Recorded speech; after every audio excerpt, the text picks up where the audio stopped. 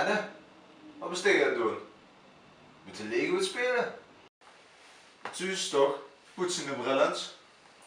Sorry zeg, ik wist niet dat ze kwaad waren. Maar wie oud bent je eigenlijk? 18. Wieso? Ja, Lego is toch voor kinderen? Dat best toch veel te oud voor? Laat me. Ik vind dat leuk. Toch ben ik nog steeds een beetje kinderachtig.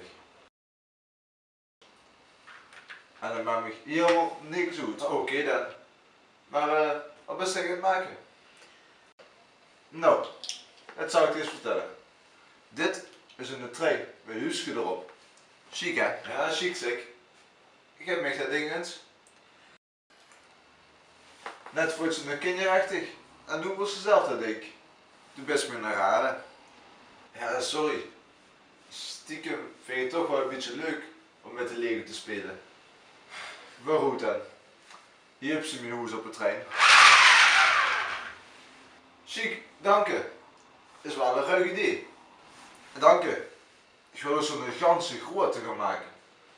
Maar dat duurt nog wel even. Ik help dich wel.